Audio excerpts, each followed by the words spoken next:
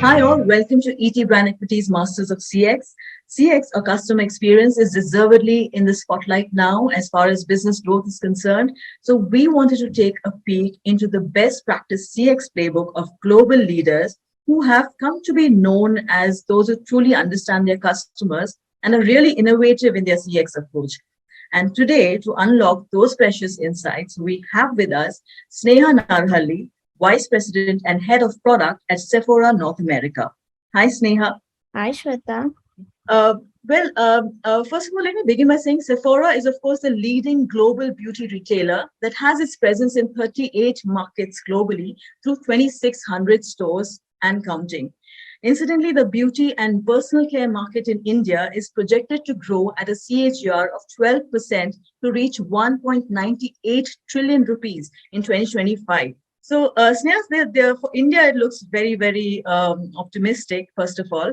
I wanted to actually begin by making a note of the fact that Sephora has been a pioneer in cultivating this strong community of customers, both offline and online, and it often aligns its approach on one channel to drive results in another. Now, the omnichannel experience has had enough time in Western markets, especially, and it's still a work in progress when it comes to making it all work without friction and bringing it this more than great experience for the customer. So, how do you optimize to provide that really true omnichannel experience? Thank you, Shweta, for having me here. And great question. I have been in retail for over a decade now, with Sephora and Walmart, and I think we are beyond omni-channel today, right? To be honest, we started off with omni-channel back when stores and online were seen as two distinct channels, and we wanted something to bridge the gap between the two. So your traditional omni-channel experiences like buy online, pick up in store, return online, pick up in store, your curbside experiences, same day delivery, all of that was intended towards bridging this gap and creating something called integrated retail. I think today we are in a world where we need to meet the customers where they are. So it doesn't really matter whether it's in store or online. And how do you build new experiences that augment what you already have, and you have new technology that can provide you a wow factor to the clients as well. And alongside with that, like how do you make sure that when you're building these experiences, you're not confusing your customers with multiple options, but you're truly understanding how they shop and where they want to shop. And you actually give them default those experiences to make sure that, it serves their needs. I think humans generally tend to be, I believe, like I'm a very lazy person. So I want to like make sure like my experiences, I don't have to think every time I need to purchase something or buy something. So how do you build experiences that make sure that my life is easier? Let's talk about innovations, because we are talking about this new age era. And, what are your takeaways and examples on how to approach innovations, how not to be kind of bogged down by this ecosystem where shiny new tech-led solutions can really overwhelm marketers? So what does innovation mean to you? How do you approach it? I think innovation to me is using technology to simplify experiences. And rightly, you said, like, I think the crux of it is that it's just not focusing on the big shiny objects, but you're focusing on fostering an environment that has innovation across the board, right? And innovation should not come to a full stop during an economic downturn because you don't have dollars to spend or resources to actually execute.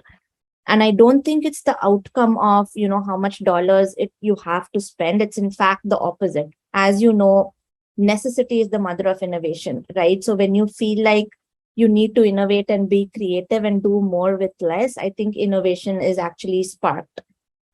Consistent iterations in what you build that add value to the customer in any shape or form is innovation. Hackathons are a very good example of bringing to life some really good experiences that people are thinking about, new product ideas that actually have productionalized in the past, when you're scanning one item in the store versus scanning many items. How do you predict wait times in the store? How do you onboard people in a consistent and fun way. And even something as simple as making a large meeting fun and engaging, to me, is innovation, because you cannot be wasting a lot of time and having a lot of resources spent in a meeting.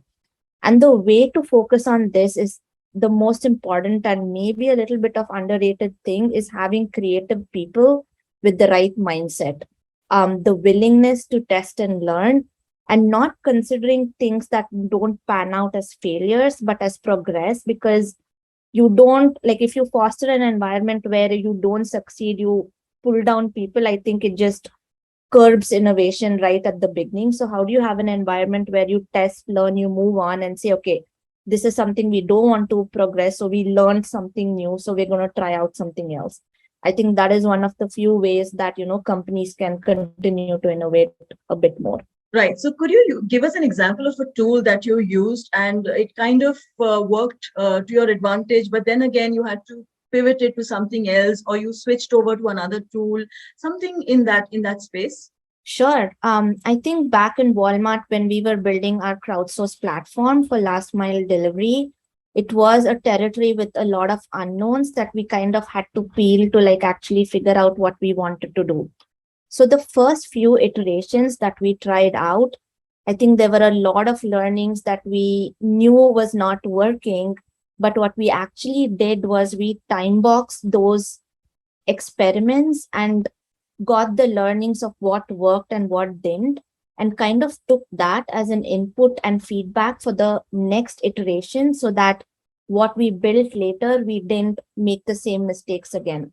Another key thing just to add there, Shweta, is also to look at what other industries and what other companies are also doing, because you don't have to make the same mistake yourself, right? You can learn from others if they're doing something incorrect and say like, okay, this is not something we want to do as well. So I think that also helped to make sure that, we're pivoting in the right way. Sure. Let's talk about loyalty. Sephora is known to be good at winning customer confidence. It's that experience that keeps bringing them back to the brand. And this isn't easy in the world of beauty retail. So let's talk about building loyalty. You have tiered programs and you've built the beauty insider community.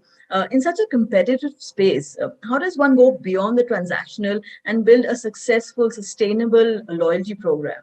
Sure. I think if you look at the definition of loyalty, right, in its very simplistic form, it's giving or showing firm and constant support, right? So I think, as you rightly said, we have moved beyond transactional and making sure that loyalty is more experiential. So, what experiences are we creating for the client that makes sure that they can engage with us? So, the industry overall, you can look at like how customers are interacting with brands, even if it means as simple as not just making a transaction, downloading an app, or providing reviews, not interacting with your site just on your digital assets, but also in your partner companies like your social media, your Facebooks, LinkedIn, Instagrams of the world. So, how do you connect all of these experiences as a client interacting with your brand? And how do you then provide experiences that tie all of these together? I think that's where loyalty has moved from being purely transactional to more, experiential. And how do we build successful loyalty programs? I think the first and foremost with any experience is understanding who the customers are, what do they want, and how do they interact with us. So then what we're building actually makes sense to completing the mission that they want to accomplish by interacting with the brand. Right. One question I cannot miss out on is on data. We see marketers lamenting about not knowing how to use it well, how to really capitalize on it, especially when it comes to creating unique, authentic experiences that kind of also identify unmet needs of the consumer, and basically they unlock true potential. So, how does one make the most of data? I think data is the secret sauce for any company, right? So Yeah. even if you let go of anything else, like data is something that you constantly have to build on. I think there are multiple phases when you look at like how do you use data to create unique, authentic experiences. The first one is capturing the data, right? Like capturing all the touch points, anything that you don't have to at that point figure out is it going to be useful or not. Just capture everything. The second is then tying all of this to tell a story together that makes sense. So, how do you then connect this data from different experiences so that it all ties in together to a story and to a customer so that it's not disjointed experiences that you're looking at from a lens of, a data centric lens. Then the third thing is how do you then drive insights from the story that can then be an input to the experiences that you're building, whether it's like one-to-one personalization experiences, which I think is, hyper personalization is something that all companies are looking at right now. So how do you have this input of this data that you're building to build this hyper focused, personalization experiences? In my experience, I think the biggest challenges that companies have faced is being able to tie all of this together to drive meaningful insights and then actually leveraging it to build experiences. So, if you can create an ecosystem within your company to make this easy and accessible to all the people who are using it, I think that would be a big win. Right. And lastly, what in your view do companies really need to be best in class in customer experience? I think technology is a must have, but above and beyond that, I think creative people who are able to anticipate the changes and pivot in time, right? I mean, I think if anything, the pandemic has taught us like you always have to expect the unexpected. So, who are those people who kind of know that, okay, there could be possibly changes and technology that can adapt and scale? You're preparing for the unknown and you're building solutions that have a strong foundational base. And these building blocks, you're not building for very specific use cases. You're building foundational blocks that can be leveraged for multiple use cases.